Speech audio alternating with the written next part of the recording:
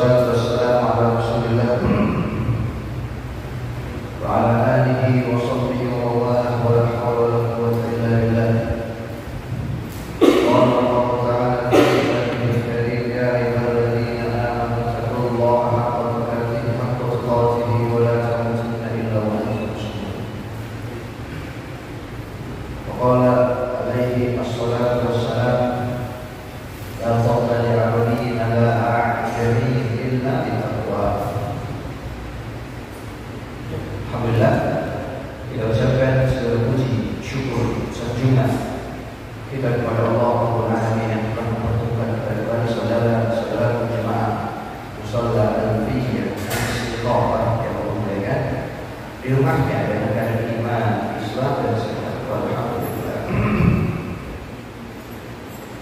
Salawat beriring salam kita curahkan kepada Rasulullah SAW yang telah mengevakuasi umatnya dari zaman berapa hingga zaman berapa, yang telah mengekspansi zaman bodohan menjadi zaman yang dipenuhi dengan cahaya. Semoga kalau kita dibangkitkan bersamanya dan minum dari telaga Tuhan. Amin. Allahumma amin. Kita lanjutkan kajian akidah tauhid kita yang telah kita bahas tentang kemarin tentang bintang jatuh. Kalau anak kecil lupa ya, siapa yang ingin baca tentang bintang yang jatuh, kemudian seorang sahabat mengaku bahwasanya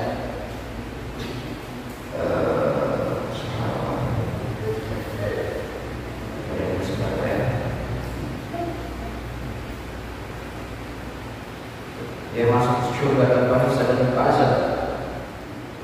Ya, insyaallah. Dalam hadis yang dibawakan oleh Husain bin Abdurrahman, yang hadis ini dikatakan sahih oleh Syekh Al-Albani, bahwasanya ketika itu ayyu ra'at qawla balladhi qawla al-barihah, dia bermalam di rumahnya namanya Sa'id bin Jubair. Siapa yang tadi malam yang bintang jatuh? Yang ulangi hadis siapa ya? Aku berkata, saya boleh tinggal jatuh. Kata Husain, amma inni lam aqum fi sholati walakin uridtu. Tadi malam aku melihat bintang yang jatuh. Namun aku melihat bintang yang jatuh dari malam bukan karena aku sedang tahajud, namun aku karena tersentak. Masih ingat cerita itu ya? Fama shola'ata, apa yang kau lakukan? Qultu irtaqaitu. Aku setelah disunat, aku meruqyah diriku sendiri. Fama hamalka 'ala dhalik. Lantas apa yang membuat meruqyah dirimu sendiri, saudaraku? Hadis dari Sya'bi bahwasanya dari Buraidah bin Husayn, la ruqyata illa min 'ain aw humma, tidak boleh ada ruqyah kecuali karena penyakit ain atau terkena sengatan. Dia berkata, qad ahsana man intama ila ma sami'a walakin haddatsani Ibnu Abbas radhiyallahu anhu. Sungguh hadis itu benar, perkataan itu benar. Namun ada yang lebih baik daripada itu. Bahwasanya Rasulullah SAW bersabda, "Uridat alayya al-umam," ketika itu didatangi kepadaku umat-umat yang banyak. Fara'aitu nabiyya wa ma'ahu ar-rajul. Kemudian aku melihat ada seorang nabi yang hanya membawa beberapa segelintir umat. Dan aku melihat seorang nabi yang umatnya hanya 2 orang. Dan aku melihat seorang nabi yang umatnya hanya 1 orang. Bahkan aku melihat seorang nabi yang umatnya hanya 3 orang. Idrufi ali sawadul adi, kata Rasulullah, tiba-tiba aku diperlihatkan umat yang banyak. Bahasanya aku mengira sepertinya ini adalah umat, karena umat Rasulullah adalah umat yang terbanyak. Kemudian dibantah, Rakhila ini dikatakan kepada Tuhan, Musa wa qaumuhu, ini adalah kaumnya Musa. Kemudian aku melihat kaum yang lebih banyak daripada itu. Kemudian dikatakan inilah umatmu wahai Muhammad, Jibril alaihissalam. Dan di antara umat tersebut ada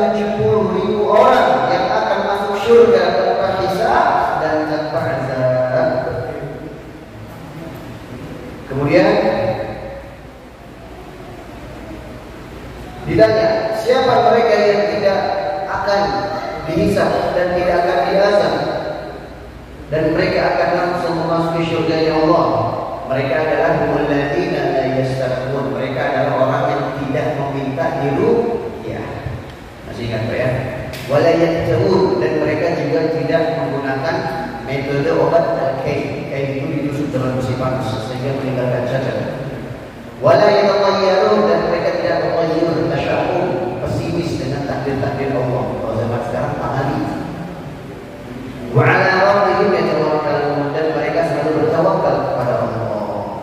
Ternyata 4 inilah yang menyebabkan dari banyaknya umat Nabi Muhammad SAW, di antara mereka ada 70.000 orang yang akan masuk surga tanpa hisab dan tanpa azab. Yang tidak meminta diruqyah, tidak meminta metode obat kain ditusuk, kemudian mereka tidak apa lagi Pak? Tasya'um atau pesimis dengan takdir Allah. Kemudian yang keempat, mereka selalu bertawakal kepada Allah. Tiba-tiba ada seorang sahabat bernama Uqashah bin Mahsan atau Mihsan. Wahai Rasulullah, jadikanlah aku dari termasuk golongan orang-orang yang masuk surga tanpa hisab dan tanpa azab itu ya Rasulullah.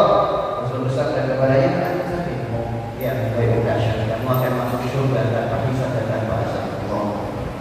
Tiba-tiba ada seorang lagi berdiri mengikuti Uqashah. Udullah ayatnya minhum wa ya Rasulullah, bagaimana aku semoga aku menjadi sebagian dari 70.000 orang itu yang masuk surga tanpa hisab dan azab ya Rasulullah. Rasul bersabda, sabaqaka biha Uqashah, engkau telah didahului oleh Uqashah. Telah kita ambil beberapa faedah dari hadis di atas. Yang pertama adalah bahwasanya para sahabat terdahulu mereka sangat berhati-hati dari penyakit yang namanya riya. Sudah kami sampaikan cerita dari Malik bin Dinar, ya, masih ingat ceritanya? Ketika ada seorang ulama yang masuk ke kota Basra, kemudian melihat ada seorang budak yang ternyata dengan sebab itu Allah turunkan hujan kepadanya. Ya, dari situ kita bisa mengambil faedah yang sangat besar, bahwasanya mereka para sahabat terdahulu mereka mati-matian menjaga amalan mereka agar dia diketahui. Namun kita setengah mati memamerkan pahala-pahala kita. Karenanya beliau berkata di sini dalam kitabnya, yang pertama adalah seseorang ibti'ab as-salafi an riya wa salafi. Seorang salaf itu semua orang dari kalangan salaf mereka menjauhi riya dan sebab-sebab yang bisa menghantarkan kepada riya. Apa itu riya? Riya itu adalah beribadah kepada Allah qasdan mahadatin nas, untuk mendapatkan pujian manusia. Kalau untuk mendapatkan pujian agar dilihat itu namanya riya. Kalau agar didengar itu namanya sum'ah. Misalkan ada orang dia ngomong begini, tadi malam saya tahajud sampai buka-buka. Itu sum'ah dan termasuk adalah penyakit pamer.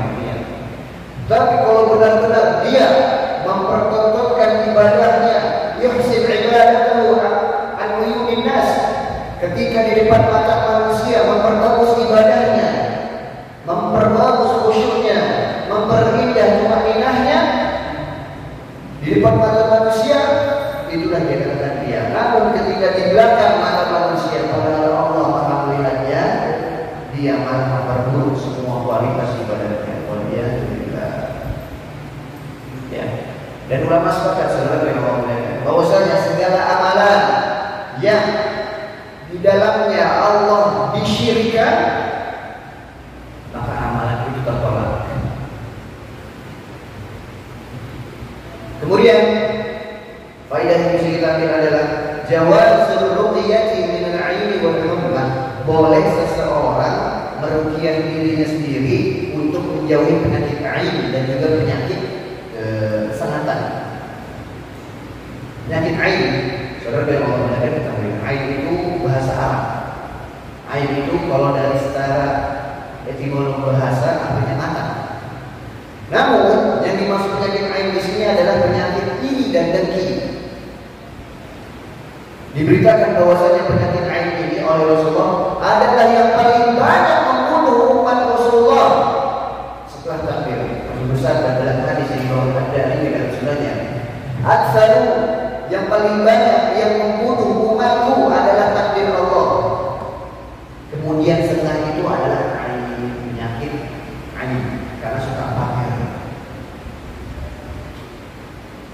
sentilan untuk kita, Pak. Terkadang kita punya anak yang soleh, anak kita juara satu, atau anak kita punya bakat, kita foto, cepat nulis terus, alhamdulillah anak saya juara satu. Ada bapak atau ada orang lain yang satu, alhamdulillah ketika dia satu, masya Allah, alhamdulillah. Barakallahu laka fihi, semoga Allah memberkahi anakmu itu. Tapi bagaimana kabar dengan saudara kita yang misalkan dia punya masalah dengan anaknya, sedang benci dengan anaknya, sedang kesal dengan anaknya. Ketika sedang kesal dengan anaknya, dia ambil HP-nya, buka status, bukan bikin status tentang bangga dengan anaknya. Akhirnya apa yang diucapkan? Sombong. Kalau kata orang Betawi, sombong. Gitu ya. Semoga anakmu celaka. Hati-hati dengan situasi seperti itu. Ya, di dalam syariat memang dilarang oleh Allah untuk menyumpah dan melaknat seseorang. Namun ada yang lebih dilarang daripada itu. Kehamilan saudara, mengundang laknat orang lain. Kita tidak boleh melaknat orang lain. Namun yang lebih tidak diperbolehkan dalam syariat adalah dengan kita melakukan sesuatu yang bisa mengundang laknat orang lain. Itu memang aib. Hati-hati. Jadi pesan untuk ibu, untuk istri aku di rumah, untuk anak-anak. Biasanya yang suka pamer-pamer itu ibu. Alhamdulillah dagangan saya laris, alhamdulillah anak saya, alhamdulillah. Oh, ya Allah berfirman, wa amma bi ni'mati rabbika fahaddits. Maka tentang nikmat Tuhanmu bicarakanlah. Rasul bersabda, innallaha yuhibbu an yura atharu ni'mati ala abdihi. Allah sangat cinta ketika ada seseorang hamba yang memperlihatkan nikmat yang Allah berikan kepadanya. Ketika punya mobil baru dibawa buat masjid, buat ibadah, Allah senang. Ketika kita punya gamis atau punya jubah, punya baju baru dibawa pertama kali untuk sholat. Sebelum menghadap manusia, menghadap Allah dulu dengan nikmat itu, Allah senang. Namun hati-hati dengan hati orang lain yang punya penyakit dengan kita sedang berhubungan. Karenanya Pak, kata ulama ada dua cara ketika seseorang bertanya kepada kita tentang nikmat yang kita dapatkan. Contoh, misalkan antum dagang dan dagangan antum di hari itu atau di bulan itu laris manis. Ada yang nanya kepada antum, gimana dagangannya, gimana usahanya, lancar. Antum lihat dulu orangnya. Kalau orangnya ini memang dia saudara kita, benar-benar tidak punya sifat dia kepada kita, sehingga dia tidak punya penyakit aib kepada kita, antum jelaskan dengan tafsir, antum jelaskan dengan gamblang. Alhamdulillah bulan ini saya untung sekian belas juta, sekian puluh juta, alhamdulillah anak saya sehat, alhamdulillah. Jelaskan apa? Tapi kalau yang bertanya kepada antum, misalnya dia adalah orang yang punya penyakit hati, kita tahu dia orang bertanya karena emang gak senang. Maka dari itu jawabnya cuma saja, jawabnya umum saja. Gimana dagangannya? Alhamdulillah, itu saja. Jangan dijelasin, kita jelasin makin panas begini. Disitulah timbul penyakit aib. Nanti di belakang mereka mendoakan, semoga Allah, semoga dagangan rusak semuanya. Dikhawatirkan seperti itu. Dan jadi ada dua cara menjawab pertanyaan saudara kita tentang nikmat yang Allah berikan kepada kita. Kalau orangnya itu baik, jawablah dengan terperinci, tidak masalah. Karena kebahagiaan seorang mukmin adalah kebahagiaan mukmin yang baik. Ya, tapi kalau orangnya memang ada penyakit hati, antum bisa kira-kira jawablah dengan umum saja. Dan juga diperbolehkan meruqyah tak karena penyakit sengatan. Saudara yang Allah muliakan, segala sesuatu binatang yang menyengat, entah itu kalajengking atau ular atau lebah, misalkan, ya, maka disunahkan oleh Rasulullah kita meruqyah diri kita dengan cara mendoakan diri kita sendiri dengan bacaan ayat-ayat Al-Quran. Saksikan sebuah hadis yang dibawakan oleh Muslim, hadis panjang, bahwasanya cara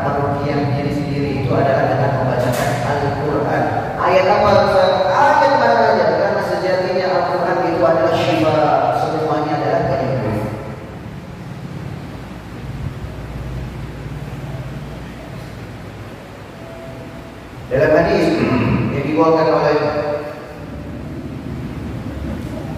Ibnu Hibban dari sahabat mulia Abu Sa'id Al-Khudri. Saksikan Pak, sejatinya semua ayat dalam Al-Quran itu bisa ditemukan. Bahkan Rasulullah sallallahu alaihi wasallam fi sahihatin famarna ala ahli abyatin fasallatna. Ketika itu kata Al-Khudri, kami sedang berjalan-jalan untuk memenuhi perintah Rasulullah dalam peperangan. Sahihnya kalau Ghazwan itu adalah peperangan yang ikut serta di dalamnya Rasulullah. Misalkan Ghazwan Uhud, kenapa dia dikatakan Ghazwan? Karena Rasulullah ikut. Kalau Rasulullah ikut namanya Sariyah.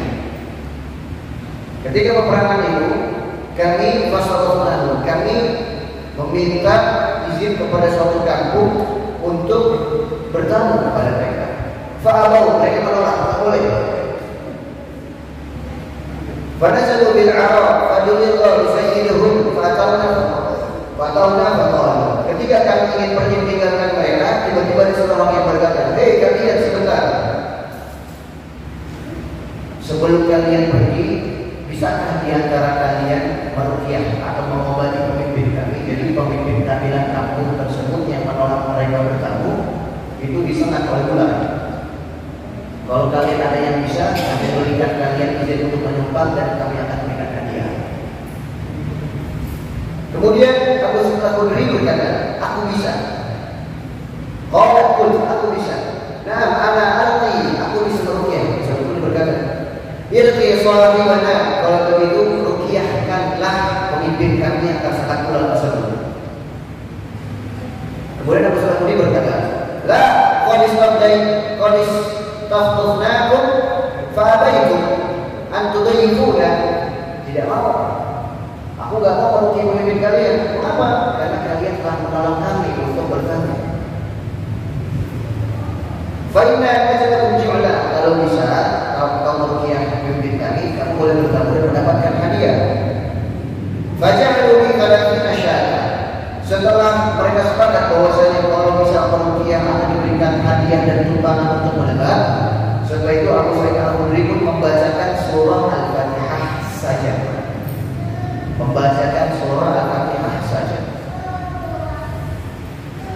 Kemudian diberikanlah kepada Abu Sa'id Al-Khudri 30 ekor kambing.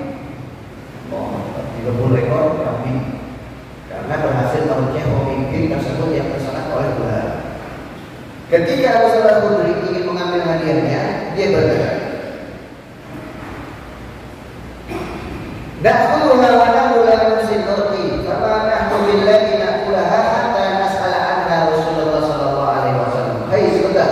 Sebelum kalian memberikan hadiah itu kepada kami, aku bertanya dulu kepada Rasulullah, apakah boleh mengambil ganjaran setelah mengambil upah, setelah mengajarkan atau setelah membacakan ruqyah kepada seseorang. Akhirnya Abu Sa'id Al-Khudri pun mendatangi Rasulullah dan berkata, apakah boleh wahai Rasulullah aku mengambil upah 30 ekor kambing karena aku telah meruqyah pemimpin kabilah kaum tersebut? Abu Sa'id Al-Khudri pun berkata, Rasulullah pun berkata kepada Al-Khudri, wa ma yudrika annaha ruqyah? Tahu dari mana engkau wahai Abu Sa'id Al-Khudri? Apalagi itu adalah cara untuk meruqyah. Qal, qul ya Rasulullah, ma daritu anna ruqyah syai'an Allah fi nafsi. Wahai Rasulullah, sejatinya aku tidak tahu itu adalah ayat untuk bisa meruqyah. Namun aku yakin kepada Allah bahwasanya surah atau semua ayat dalam Al-Quran ini bisa menyembuhkan segala penyakit, bahkan penyakit hati. Akhirnya kata Rasulullah SAW pun, ambillah hadiah kalian. Kulu, makanlah dari hadiah kalian. Wadribu li ma'akum bisahmin. Tapi jangan lupa bagi-bagi ya, maknya. Hadis ini sahih dibawakan dari pribadi. Dari hadis ini kita mempelajari, saudara yang Allah muliakan, bahwasanya boleh seseorang itu mengambil upah harta duniawi dari pekerjaan meruqyahnya. Boleh. Bahkan Rasulullah SAW berkata kepada Al-Khudri, "Wa ma yudrika annaha ruqyah?" Tahu dari mana engkau wahai Al-Khudri bahwasanya surah Al-Fatihah itu adalah ayat yang bisa menghilangkan penyakit dengan ruqyah tersebut? Bahkan Rasulullah SAW di hadis ini beliau berkata, "Wadribu li 'alaikum bisahmin." dia lupa bagi-bagi lemaknya ya. Rasulullah SAW meminta kepada sahabat ketika mendapatkan hadiah untuk mengumumkan faedahnya, mengumumkan manfaatnya kepada orang lain, termasuk dirinya Sallallahu Alaihi Wasallam. Dari sini kita memahami, saudara yang Allah muliakan, bahwasanya meruqyah seseorang itu boleh, bahkan boleh mengambil upah dari orang yang kita ruqyahi. Namun sejatinya permasalahan hadis yang kita baca bukan di situ. Permasalahan hadis yang kita jelaskan sekarang adalah hukum orang yang meminta untuk diruqyah. Itu meruqyah seseorang. Contoh, ada orang yang kesurupan atau ada orang yang ada penyakit. Pak, sebelumnya dipahami dulu Pak, meruqyah itu tidak selalu untuk orang kesurupan Pak. Antum misalkan genggam badan, ya, atau antum palanya pergi, atau antum demam, atau tergigit oleh ular, disunat ular, penyakit terbalik, penyakit mah. Obat terbaik dari penyakit tersebut adalah ruqyah. Karena ada hadis khusus yang menerangkan itu. Bisa. Tapi kalau zaman sekarang orang-orang lebih percaya ke obat ya. Mengapa? Disitulah kurang tawakal kita kepada Allah.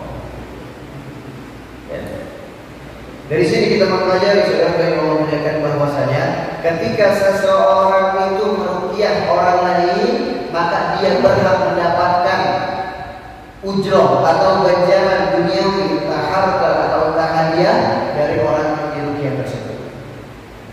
Namun ulama sepakat orang yang minta diruqyah ini dia otomatis keluar dari 70.000 orang yang akan mendapatkan syurga tanpa hisab dan tanpa azab. Ustaz, pertanyaan saya sebelum ada yang tanya nanti, ada bikin pertanyaan dulu aja Ustaz. Kita paham bahwasanya meruqyah orang lain boleh ya. Dan kita sepakat bahwasanya meminta ruqyah kepada orang lain akan menjadikan kita tidak akan masuk syurga tanpa hisab dan tanpa azab, atau tidak akan masuk ke dalam 70.000 orang yang harus menjadikan tersebut ya. Namun pertanyaan saya, hukum meminta ruqyah itu apa? Hukumnya apakah haram kah? Atau apakah halal kah? Atau apakah makruh kah? Mulai masyarakat bahwa saya jawabannya adalah mubah, boleh. Boleh. Tidak termasuk kepada haram atau tidak termasuk kepada makruh. Namun segala sesuatu yang boleh bukan berarti kita memperbanyak melakukannya. Karena sejatinya orang-orang yang tidak minta ruqyah, mereka itu adalah orang yang akan masuk surga tanpa hisab dan tanpa azab, berpotensi masuk ke dalam surga tanpa hisab dan tanpa azab. Semoga Allah masukkan kita ke surga tanpa hisab dan tanpa azab.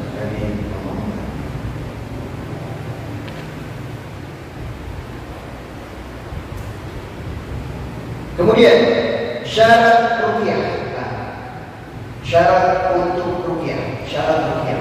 Masih kan Pak, syarat ruqyah. Kalau perlu dicatat, kalau mau dicatat disimpan dalam hati.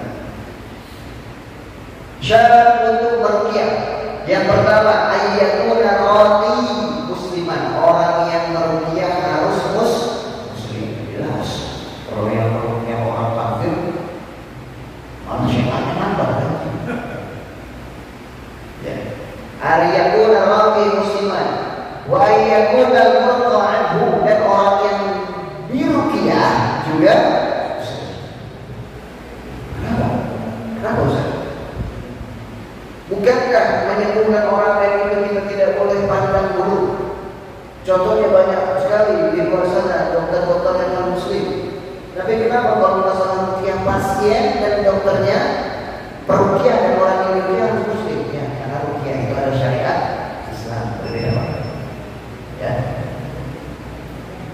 Kemudian syarat yang ketiga, syarat yang pertama yang meruqyah muslim, yang kedua yang diruqyah muslim, yang ketiga ayyakun al-alfazu ma'lumatan, lafaz-lafaz yang dikeluarkan harus ma'lum, harus diketahui.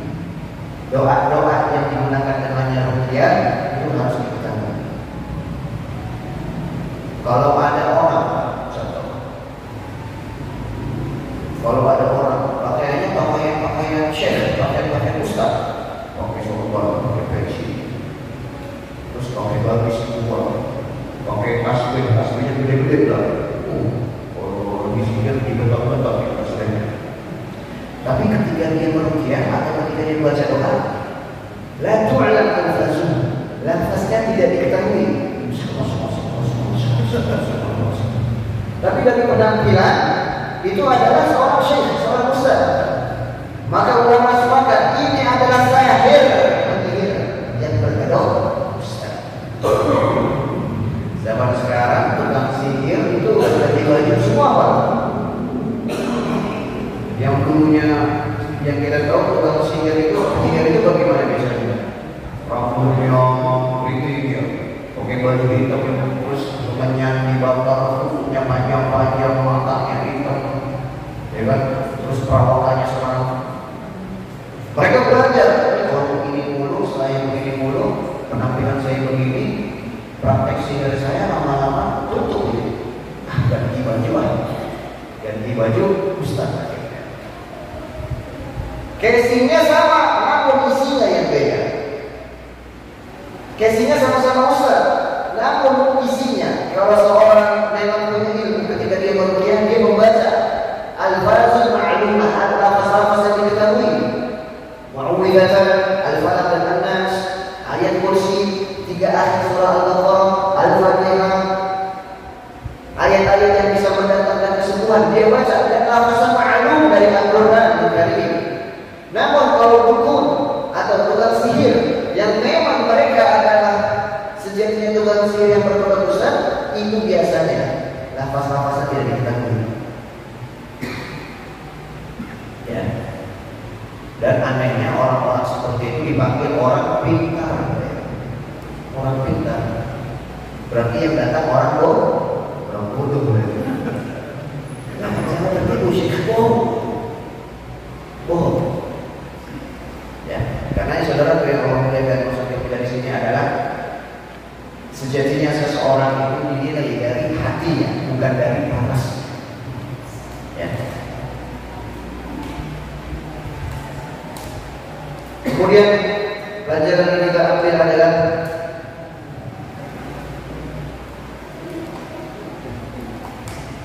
tafarruqu atba'i anbiya min haitsu al-illah wal qadra wal 'ila wal atba' ba'dihim. Bahwasanya para nabi dan para rasul itu mereka bertingkat-tingkat keutamaannya seperti halnya bertingkat-tingkat umatnya.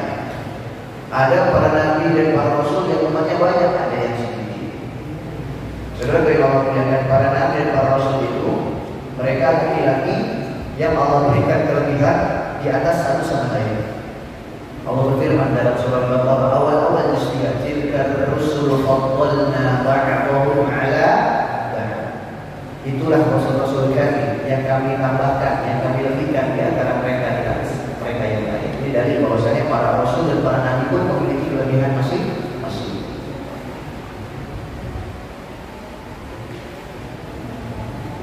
Kemudian pelajaran yang kita ambil adalah fihi tafdilu ummati Muhammad sallallahu alaihi wasallam ala sa'ir ummah, bahwasanya Allah memprioritaskan, memberikan privilege, memberikan keutamaan untuk umatnya Muhammad sallallahu alaihi wasallam. Kemudian pelajaran yang kita ambil adalah hadis sahabat ala khair, betapa marutnya, betapa tamaknya, betapa rakusnya para sahabat untuk mendapatkan kebaikan.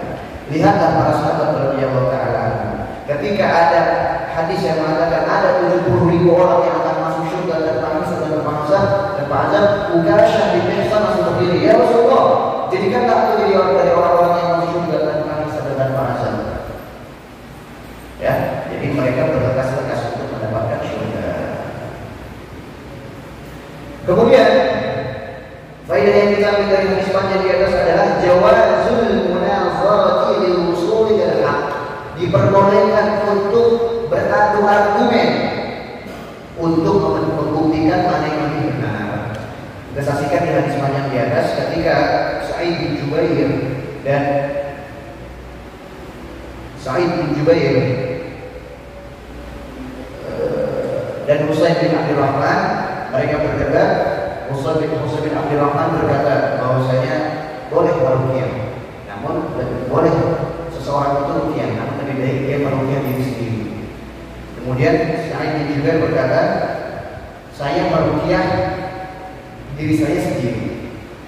Maksud dari kami adalah ketika seseorang itu mempunyai argumen, yang satu mengatakan boleh ruqyah, yang satu mengatakan iya boleh, namun dikhawatirkan kalau kita meruqyah seseorang, tawakal seseorang itu akan berkurang kepada Allah, akan bertawakal kepada kita. Karena ya Pak, kata ulama, illa sebab dikatakan mengapa meminta ruqyah itu bisa mengeluarkan seseorang tidak akan masuk dari 70.000 orang yang masuk surga tanpa hisab. Apa ilahnya? Sebabnya apa? Karena kebanyakan orang yang minta diruqyah, mereka telah terkikis tawakalnya kepada Allah. Mereka lebih percaya orang yang meruqyah sebagai penyembuh daripada Allah, Zat yang Maha Penyembuh. Mereka lebih bergantung kepada manusia, terkikis tawakalnya. Jadi dalam agama ini kita diperbolehkan untuk beradu argumen, Pak. Namun adu argumen al-musil dan hak yang menghantarkan kepada kebenaran. Secara umum debat kusir, debat itu dilaknat oleh Allah, dilaknat oleh Rasulullah. Dalam hadis riwayat Muslim dan Sahih yang bersabda, "Ana za'imun bi baitin fi ramadil jannati liman taraka al-maja, liman taraka al-mizah wa kana ma'ita." Aku akan menggaransi seseorang itu akan mendapatkan syurga di emperan syurga, di pinggiran syurga. Barang siapa yang meninggalkan debat walaupun dia benar. Dia benar Pak, tapi tidak mau debat karena dia tahu walaupun dia menang dalam debat, kawan saudaranya akan menjauh. Dia lebih mengalah daripada kehilangan saudaranya. Maka dia digaransi oleh Rasulullah untuk bisa mendapatkan emperan syurga. Emperan syurga Pak, bukan emperan Sumarekon, emperan syurga. Ya, emperan syurga alhamdulillah. Dan apa kata Rasulullah, saya memilih di wasatil jannah, dan aku akan jamin seseorang itu masuk syurga, di tengah-tengah syurga barang siapa yang meninggalkan dusta walaupun dia bercanda. Jangan dusta walaupun untuk bercanda, jangan. Dan yang terakhir, wa ana jadimun bi baitin fi 'alal jannah liman hasuna khuluquhu, dan aku jamin seseorang itu masuk syurga yang paling tinggi barang siapa yang baik akhlaknya.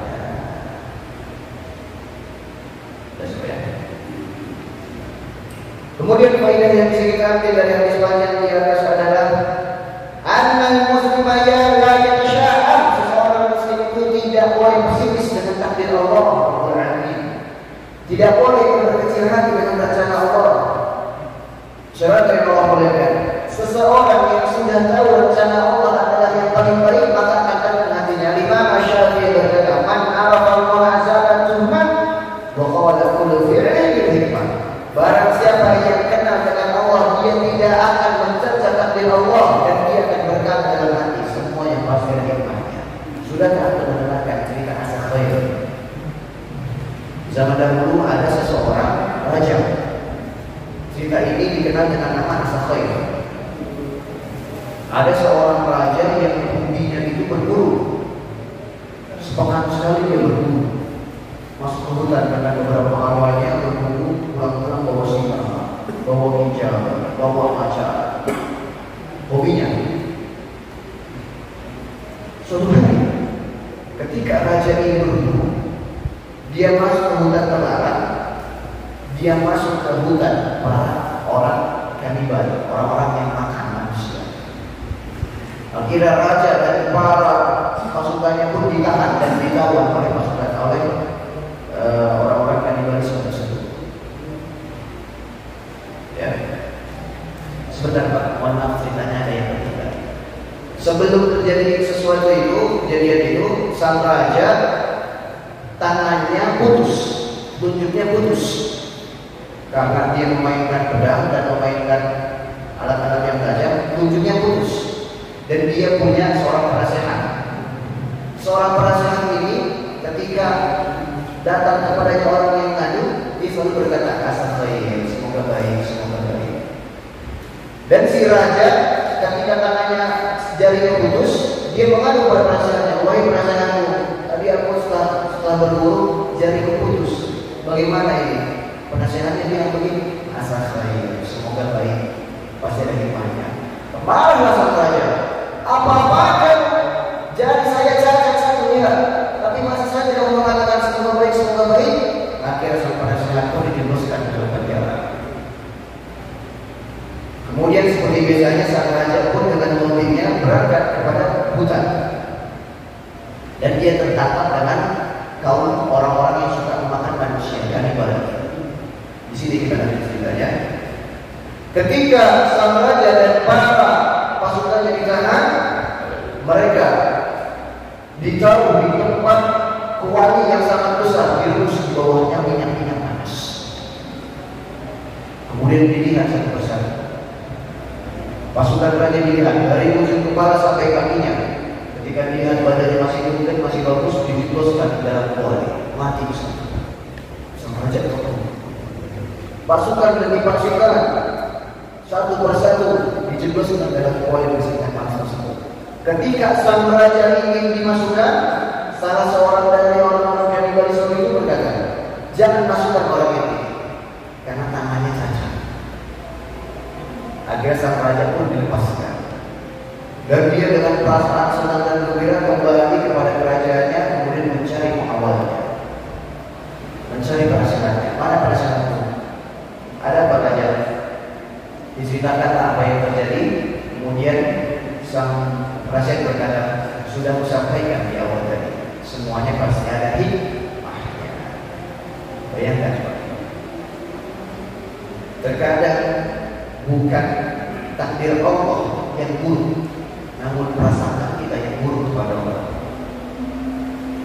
Karena zat yang lebih tahu maslahat untuk hambanya adalah yang menciptakannya. Allah lebih tahu untuk kita. Mudahnya seperti dokter. Ketika ada seseorang yang terkena penyakit gula, dia sayang dengan kakinya, namun dia punya penyakit gula, akhirnya kakinya luka. Dan seperti yang kita tahu, orang penyakit gula kaki itu lukanya sukar sekali untuk sembuh. Akhirnya dokter berkata dengan ilmuannya, potong kaki. Kalau dari pandangan orang yang tidak berilmu, dokter ini biadab, dokter ini jahat. Kaki yang dia sayang dipotong, kenapa dipotong? Namun kalau kita memakai ilmu dokter, dia tahu bahwasanya jika ini dibiarkan, maka akan merembet kepada tubuh yang menyebabkan kepada kematian. Ini contoh kecil, saudara. Bahwasanya pasti hikmah Allah adalah yang terbaik. Dia berkata di sini, jawab sultan doa min ahli fadl. Boleh seseorang itu meminta doa kepada orang lain selama orang lain itu memiliki fadilah khusus. Saudara yang kami muliakan, antum tahu bab istighatsah. Istighatsah itu artinya meminta pertolongan. Kita boleh meminta pertolongan, meminta doa, meminta keberkahan dari syarat untuk tabarruk, syarat untuk meminta keberkahan dari orang lain. Syaratnya ada dua, Pak. Izin. Yang pertama, orang yang dimintakan doa tersebut, dimintakan kebaikan tersebut adalah seorang muslim. Udah gampang ya, orang muslim. Yang kedua, wa ayyakuna hayyan, dia masih hidup. Itu syarat kedua. Syarat kedua ya. Dalam riwayat yang dibawakan oleh para ulama dalam kitab syiar mereka, dikatakan ketika zamannya Umar bin Khattab itu Madinah dilanda paceklik yang sangat panas, bukan main. Hewan mati, ladang kering, sulit hidup. Akhirnya salah seorang sahabat pun menyarankan kepada Umar bin Khattab agar berdoa istighatsah atau istisqa, meminta hujan dari langit. Ada sahabat yang mengatakan, dahulu ketika Rasulullah SAW masih hidup, kita dilanda paceklik, Rasulullah SAW mengangkat tangannya, belum turun tangannya, hujan sudah turun. Namun apa kata Umar bin Khattab? Wal'an, ya Rasulullah, sekarang Rasul sudah meninggal. Apa yang kita lakukan? Akhirnya Umar bin Khattab pun memanggil Abbas. bin Abdul Muthalib. Siapa Abbas? Pamannya Rasulullah. Masih ada satu tahun darah dengan Rasulullah. Dan Abbas adalah termasuk paman Rasulullah yang mendukung Rasulullah SAW, termasuk kepada Rasulullah dan termasuk orang soleh. Akhirnya Umar bin Khattab pun mendatangi Abbas bin Abdul Muthalib berkata, wahai Abbas, wahai pamannya Rasulullah SAW, kunna dahulu kita meminta doa kepada Rasulullah ketika pancaklik untuk hujan, turunlah hujan.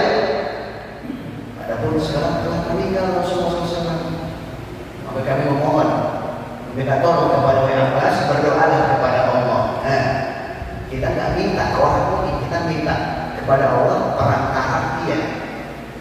Namun orangnya masih hidup. Sekarang wahai Abbas, berdoalah kepada Allah, turunkan hujan untuk kita. Ada orang turunkan hujan untuk kita. Akhirnya Abbas bin Abdul Muthalib sholat 2 rakaat dengan rakaat yang panjang. Kemudian dia menyelendangkan imamahnya, kemudian dia mengangkat tangannya sampai terlihat ketiak betingnya. Dia berdoa kepada Allah, belum turun tangannya telah turun hujan membasahi Madinah. Ya jadi saudara, dari Allah meminta keberkahan orang lain itu boleh, syaratnya 2. Tadi yang pertama apa? Yang pertama muslim, yang kedua orangnya masih hidup. Ya, orangnya soleh, muslim bukan main, tapi udah meninggal. Apa kata Rasulullah? Ud'u li akhikum li'annahu la yus'al. Kalian yang masih hidup doakan saudara kalian ini. Dia sedang ditanya. Ternyata kita malah diperintahkan oleh Rasulullah untuk mendoakan saudara kita yang sudah meninggal. Orangnya soleh, Pak, bukan main. Soleh tapi kafir. Soleh tapi kafir. Ada soleh kafir. Baik tapi non muslim. Boleh nggak kita minta doa kepadanya? Allah tidak boleh. Syaratnya hanya 2 saja. Muslim dan masih hidup. Inilah kapan kita diperbolehkan untuk tabarruk meminta keberkahan doa dari orang yang memiliki kemuliaan keistimewaan. Ya. Kemudian beliau menutup nasihatnya di sini, faedah yang terakhir adalah laisal hujjatu mahsuratan fil aktsariyah. Kebenaran itu tidak bertempat, tidak berpihak kepada kuantitas, kepada banyaknya orang. Kebenaran itu tidak berpulang kepada banyaknya orang. Terjadi zaman kita, Pak, ya. Orang-orang saleh, orang-orang alim, orang-orang yang ibadahnya ilmunya keluar, mereka malah dijauhi. Halnya paku, Pak, antum tahu paku? Paku itu kalau lurus diketok, dipakai karena dia lurus. Tapi kalau paku bengkok dipakai gak kalau diketok? Nggak dipakai. Orang itu kalau masih baik akan ada tantangan pasti menyebabkan. Ya. Dan Allah Subhanahu wa taala berfirman dalam surah Al-An'am ayat 116, "Wa in tuti' aktsara man fil ardi yudilluka 'an sabilillah iyattabi'una illa dhanna wa innahum la yakhrusun." Dan jika engkau mengikuti kebanyakan orang di muka bumi ini, niscaya mereka akan menyesatkan dari jalan Allah. Tidaklah mereka kecuali mengada-ada, tidaklah mereka kecuali mengada-ada, dan tidaklah mereka kecuali mengada-ada, kecuali mereka memperkirakan saja. Saudara yang Allah muliakan, agama ini tidak boleh dibangun di atas sepertinya perasaan kita. Agama itu apa yang dikatakan oleh Allah dan dikatakan oleh Rasulullah SAW, dan apa yang dikatakan oleh ulama-ulama kita yang mengikuti Rasulullah SAW. Jadi ujung-ujungnya ke Allah Rasulullah. Ya, nasihat dari kami terakhir ini bukan disampaikan dalam kitab, tidak disampaikan dalam kitab. Tegaklah dalam agama Allah, karena syurga itu jadinya terjadi, Pak. Orang-orang terdahulu mereka dibelah dari kepala sampai kuburnya untuk bisa masuk syurga. Karenanya jangan merasa kecil hati jika terasingkan di bumi Allah ini. Karena Rasulullah bersabda, "Tuba lil qurba," maka beruntunglah orang-orang yang diasingkan karena mereka berpegang teguh kepada agamanya. Semoga Allah menjadikan kita orang-orang yang diasingkan di dunia surga ya.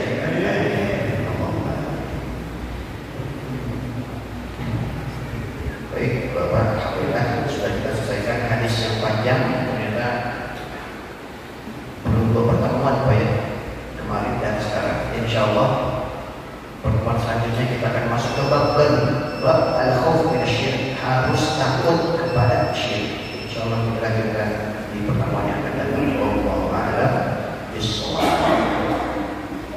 Saya bertanya, sebutkan syarat diperbolehkannya ruqyah. Ada berapa Pak? Ada 10? Ada? Yang pertama, ada berapa dulu? 2, 3, 4. Ulamanya khilaf semua yang bawah. Ada? 3. Yang pertama, yang meruqyah harus. Yang kedua, yang diruqyah harus. Yang ketiga, lafaznya harus dipahami. Kasih hadiah. Anak udah isi aja kasih hadiah juga. Hadiah udah diatur dong. Hadiahnya disertakan. Semoga Allah memberikan anak syurga tingginya. Ada pertanyaan?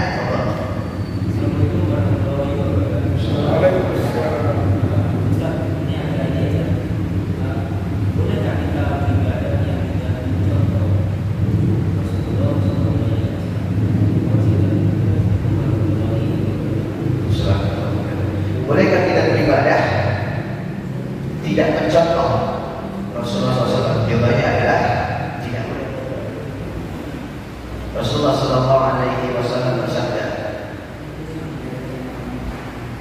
"Taraktu fiikum," aku telah meninggalkan kepada kalian 2. Ma in tamassaktum bihima lan tadillu abadan, jika kalian berpegang teguh kepada 2 ini, kalian tidak akan pernah sesat. Addu 'alaikum bin nawajid, digitah dengan gerah-gerah kalian. Langsung pegang teguh. Yang pertama Al-Quran dan Sunnah Rasul. Dari sini ulama sepakat, ibadah itu harus bersumber dari Allah dan Allah mengajarkan wahyunya lewat Rasulullah. Dan ulama sepakat bahwasanya hukum asal ibadah adalah haram. Ya.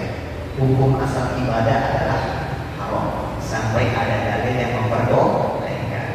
Beda dengan muamalah. Kalau muamalah hukum asal ibadahnya ada. Hukum asal muamalah adalah boleh sampai ada dalil yang melarang. Ya, ibadah itu haram semuanya. Tapi kalau sudah ada syariatnya, boleh kita ibadah. Bahkan ulama sepakat. Antum ragu, misalkan.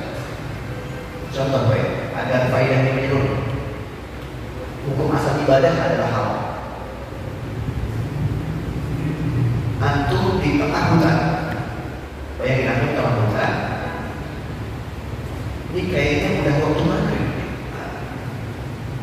Matahari sudah terbenam, tapi masih ada cahaya matahari. Antum gak bawa jam, gak bawa HP, gak bawa alat komunikasi, gak bisa menentukan ini sudah masuk maghrib atau tidak. Ulama sepakat bahwasanya jika seseorang itu ragu tentang masuknya waktu sholat maghrib, dia nggak tahu dan dia nggak punya ilmu dan dia nggak punya wasilah untuk sampai ke ilmu tersebut, dia haram sholat maghrib, haram sholat maghrib sampai benar-benar datang kepada dia bukti bahwasanya waktu maghrib telah masuk. Ya sebab dia pun nggak boleh sholat. Khawatirnya apa? Karena syarat salah satu diterimanya sholat adalah masuknya waktu. Berarti kalau belum masuk waktu boleh nggak kita sholat?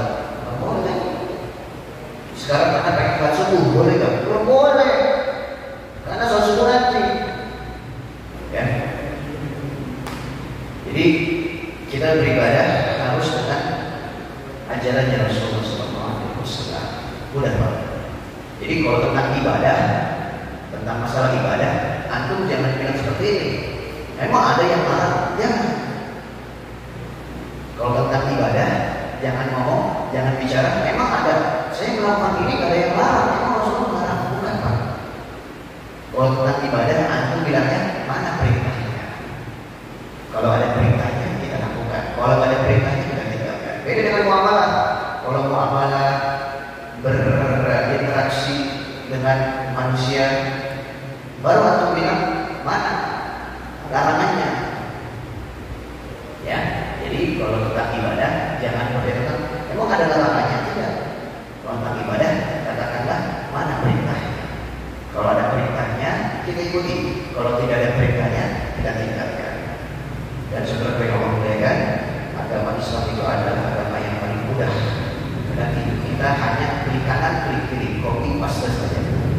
Ya, wallahu a'lam bishawab. Baik Bapak, kami kira ya.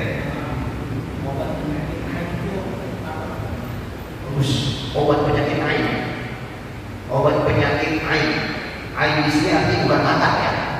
Emang bahasa Arab ain itu mata. Obat penyakit mata, ini stop banyak.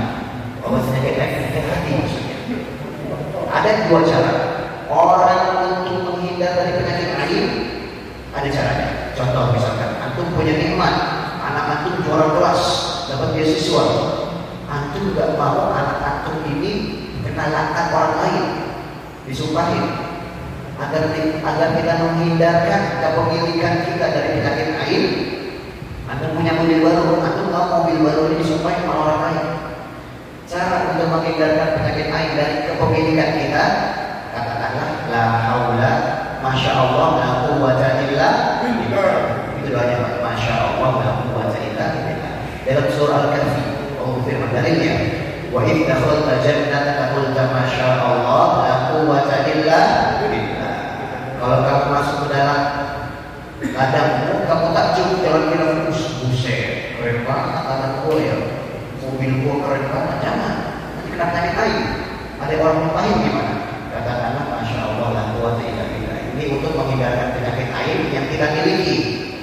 Namun kalau untuk menghindarkan penyakit ain untuk orang lain, kita doakan orang itu agar tidak terkena penyakit ain. Contoh, antum punya tetangga, antum sayang sama tetangga antum, udah seperti saudara, dia punya mobil baru, antum gak mau tetangga antum ini disumpahin sama orang lain. Cara untuk menghindarkan dia dari kepemilikannya dari penyakit ain, bagaimana caranya? Doakanlah barakallahu laka fi, semoga Allah memberkatimu di dalamnya, semoga Allah memberkatimu di mobilmu. Jadi kita menghindarkan teman kita atas apa yang dia miliki dari penyakit ain. Ada doanya Pak. Ya. Namun yang paling mudah adalah jangan suka pamer, karena itu adalah cikal bakal penyakit ain. Jangan suka pamer. Ya. Allah harus. Baik, kalau memang menggunakan karena keterbatasan waktu dan juga karena keterbatasan ilmu, kita cukupkan dalam Fathul Majlis. Subhanallah wa bihamdika asyhadu an la ilaha illa anta astaghfiruka wa atubu ilaik. Hadza wa sallallahu alaihi wa sallam Muhammad wa ala alihi wa sallam. Assalamualaikum warahmatullahi wabarakatuh.